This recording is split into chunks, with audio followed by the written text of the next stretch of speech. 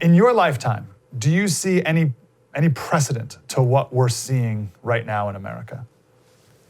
Well, not if you throw in the virus and the government-induced depression, and then you have the radical left going crazy. The combination of all that is more than I've ever seen before. Although the actual activities of the radical left probably aren't quite as bad as they were between 1967 and 1972, when there were 2,500 bombings and the Black Panthers were overtly saying their goal was to kill policemen. So in that sense, pieces of this are different, but to have all of them happening simultaneously, it amazes me that President Trump is able to get through the day, because I don't know of any president since Lincoln who's had as many different things simultaneously piled on top of him. I think about this a lot, where we are on like the severity scale of a country, where 10 is civil war. Like every once in a while, I'm like, everything's going to heck.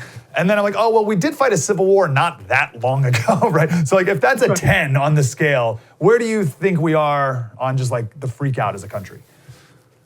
Well, I think that the left, the anti-American left, has gained strength a great deal since the 60s. And I think that they are a real threat to the survival of our civilization. And I think they're very serious and very sincere. And when you look at, for example, Black Lives Matter, which is a great slogan, but the organization was founded by 3 Marxists who say openly they want to destroy the United States. And all of a sudden, it's not a very good organization, even though it's a great slogan. When you look at the people tearing down the statues, you realize that they're really tearing down America. I mean, when they tear down, for example, Frederick Douglass's statue, the most famous former slave in the middle of the 19th century, this is just pure anti-Americanism. And unfortunately, the news media has now been taken over so much by the hard left that it's essentially, I would say, a propaganda media, not a news media. We were literally in the last segment, we were just talking about Herbert Marcuse and his talk about the march through the culture, through the institutions. Right. Because you just mentioned how the left has more power now than they did back in the 60s. Can you think of any cultural institution in America? You mentioned the media, but can you think of any cultural institution that is not controlled by the far left?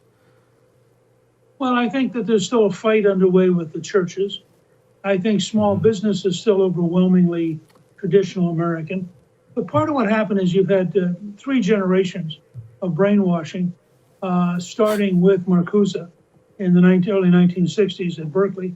And so really smart people who go to really smart universities get taught really stupid things, but they believe it. Reagan once said, it isn't what our opponents don't know that's frightening, it's what they know that isn't true. And so these people graduate, they now go and they're the executive assistant at Google or Apple or Facebook or any of these major companies. So they're gradually moving all of the biggest corporations into an insane position. And they become the reporters at the New York Times who insist on firing the editor because out of 7 days of liberalism, he ran 1 article by a conservative senator. And that was such a heresy that he had to be fired. So, I mean, I think you're really seeing a totalitarian left trying very hard to impose itself on the rest of us. Slater Crusaders, thanks for watching the first on YouTube. If you want more, like, subscribe. We got plenty.